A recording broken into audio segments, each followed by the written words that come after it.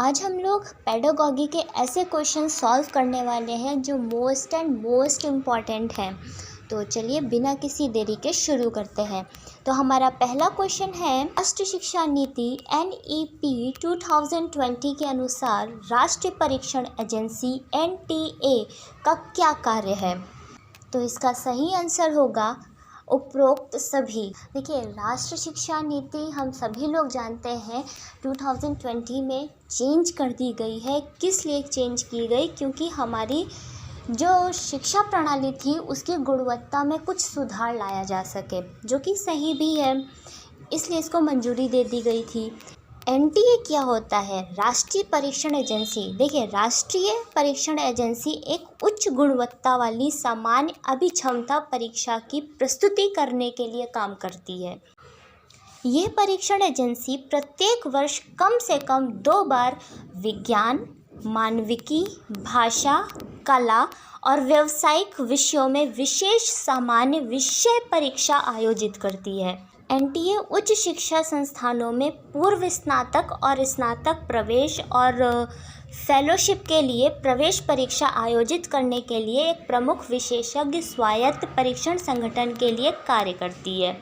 NTA परीक्षण सेवाओं की उच्च गुणवत्ता, सीमा और लचीलेपन से अधिकांश विश्वविद्यालय इन सामान्य प्रवेश परीक्षाओं का उपयोग करने में सक्षम होंगे। हमारा नेक्स्ट क्वेश्चन है, NEP 2020 के अनुसार स्कूल शिक्षा नियामक प्रणाली का लक्ष्य क्या होना चाहिए? हमारा सही ऑप्शन है शैक्षिक परिणामों में सुधार। देखिए, थोड़ी सी हम लोग शिक्षा नीति के बारे में जान लेते हैं। पहले की 2 शिक्षा नीतियाँ 1968 और 1986 स्वतंत्रता समय से अस्तित्व में है। केंद्रीय मंत्रिमंडल ने भारतीय शिक्षा प्रणाली में कई बदलाव लाने के उद्देश्य से नई राष्ट्रीय शिक्षा नीति, जिसे NEP हम लोग कहते हैं, 2020 को मंजूरी दी है। स्कूल शिक्षा नियामक प्रणाली का मुख्य लक्ष्य शैक्षिक परिणामों में सुधार लाना है, ताकि बच्चे वास्तविक जीवन में जो भी उन्होंने ज्ञान अर्जित किया है और कौशल का प्रयोग कर सकें। देखिए, ज्ञान वही है जो हम लोग सीखें और उसको अपने जीवन में प्रयोग कर सकें। वर्तमान 10+2 प्रणाली को क्रमशः 3 to 8, 8 to 11, 11 to 14 और 14 to 18 वर्ष की आयु के अनुसार एक नया 5+3+3+4 पाठ्यक्रम संरचना द्वारा प्रतिस्थापित किया जाना है। परीक्षार्थी याद किए गए ज्ञान और तथ्यों के बजाय शिक्षार्थियों की मुख्य दक्षताओं का परीक्षण करने के लिए अधिक केंद्रित होंगे। हमारा नेक्स्ट क्वेश्चन है, NEP 2020 के अनुसार NRF की प्राथमिक गतिविधियां क्या होंगी? हमारा सही आंसर है ये सभी। जो हमारी राष्ट्रीय शिक्षा नीति है, वर्तमान 10+2 प्रणाली को 4 चरणों वाली यानी 5+3+3+4 संरचना द्वारा प्रतिस्थापित किया जाना है। 5+3+3+4 का नया शैक्षणिक ढांचा क्रमशः 3 to 8, 8 to 11, 11 to 14 और 14 to 18 वर्ष की आयु की स्कूली शिक्षा को पूर्ण करेगा।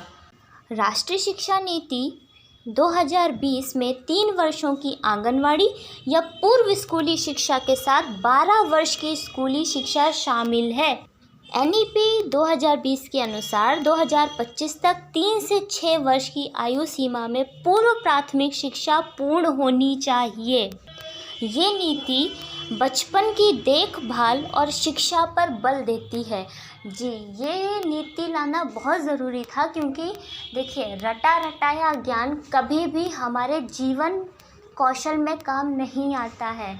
जो हम कार्य सीखते हैं, जितना हम अर्जित करते हैं, जितना अनुभव प्राप्त करते हैं, जितना प्रैक्टिकल करते हैं, उतना ही ज्ञान हमारे जीवन कौशल में काम आता है।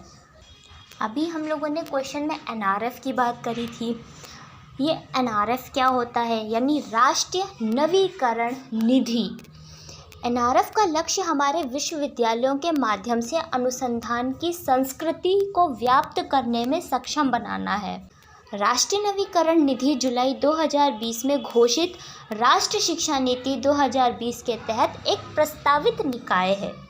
हमारा नेक्स्ट क्वेश्चन है, NEP 2020 अनुशंसा करती है कि देश के शैक्षिक रूप से वंचित, सामाजिक आर्थिक रूप से वंचित समूहों SEDG से बड़ी आबादी वाले क्षेत्रों को घोषित किया जाना चाहिए। तो क्या घोषित किया जाना चाहिए? हमारा सही आंसर है विशेष शिक्षा क्षेत्र। NEP 2020 अनुशंसा करती है कि देश के शैक्षिक रूप से वंचित, सामाजिक आर्थिक रूप से वंचित समूहों में बड़ी आबादी वाले क्षेत्रों को विशेष शिक्षा क्षेत्र घोषित किया जाना चाहिए। देखिए, कुछ भौगोलिक क्षेत्रों में सामाजिक आर्थिक रूप से वंचित समूहों का काफ़ी बड़ा अनुपात होता है। इसके अलावा ऐसे स्थान हैं जिन्हें सरकार द्वारा आकांक्षी जिलों के रूप में पहचाना गया है, जिन्हें उनके शैक्षिक विकास को बढ़ावा देने के लिए विशेष हस्तक्षेप की आवश्यकता है। लड़कियों को गुणवत्तापूर्ण शिक्षा प्रदान करना SEDG के लिए शिक्षा के स्तर को बढ़ाने का सबसे अच्छा तरीका है।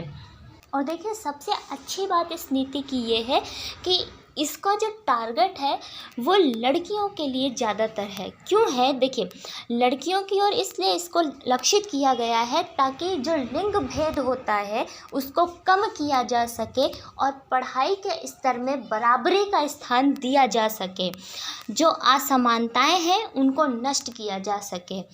चलिए, हमारा नेक्स्ट क्वेश्चन है, राष्ट्रीय शिक्षा नीति 2020 विदेशी भाषाओं के रूप में अध्ययन की सिफारिश करती है। तो इसका सही आंसर क्या होगा? माध्यमिक स्तर पर अतिरिक्त विकल्प। इसका महत्वपूर्ण पॉइंट ये है, भारतीय भाषाओं और अंग्रेजी में उच्च गुणवत्ता वाले प्रस्तावों के अलावा कोरियाई, जापानी, थाई, फ्रेंच, जर्मन, स्पेनिश, पुर्तगाली और रूसी जैसी विदेशी भाषाओं को भी माध्यमिक स्तर पर पेश किया जाएगा ताकि छात्रों को इनके बारे में पता चल सके और वे दुनिया की संस्कृतियों और अपने स्वयं की रुचियों, आकांक्षाओं के अनुसार अपने वैश्विक ज्ञान और गतिशीलता को समृद्ध कर सके। हमारा नेक्स्ट क्वेश्चन है, NEP 2020 में निम्नलिखित में से कौन सा बच्चों के लिए स्वास्थ्य और पोषण उद्देश्य का लक्ष्य नहीं है? हमारा सही आंसर है दोपहर के भोजन के अलावा स्वादिष्ट और मज़ेदार नाश्ता प्रदान किया जाएगा। इसके कुछ लक्ष्य हैं जो हम लोग जान लेते हैं, बहुत इम्पोर्टेंट है। NEP शारीरिक और मानसिक स्वास्थ्य को बढ़ावा देने का प्रस्ताव करती है। इसमें स्कूलों में नियमित स्वास्थ्य जांच, विशेष रूप से 100% टीकाकरण और स्वास्थ्य कार्ड के माध्यम से स्वास्थ्य निगरानी शामिल है। बच्चों के पोषण और स्वास्थ्य को स्वस्थ भोजन और अच्छी तरह से प्रशिक्षित सामाजिक कार्यकर्ताओं, परामर्शदाताओं और स्कूली शिक्षा प्रणाली में सामुदायिक भागीदारी के माध्यम से संबोधित किया जाएगा। आंगनवाड़ी और प्राथमिक दोनों स्कूलों में प्रारंभिक कक्षा में छात्रों के पास आंगनवाड़ी प्रणाली द्वारा दी जाने वाली स्वास्थ्य जांच और विकास निगरानी तक पहुंच होगी।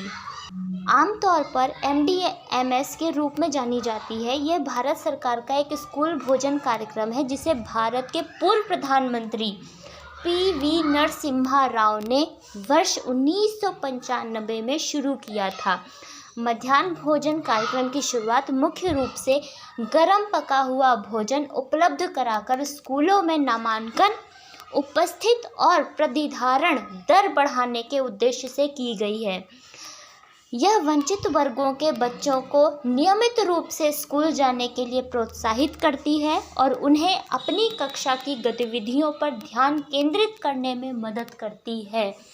हमारा नेक्स्ट क्वेश्चन है, राष्ट्रीय शिक्षा नीति 2020 किसकी सिफारिश करती है?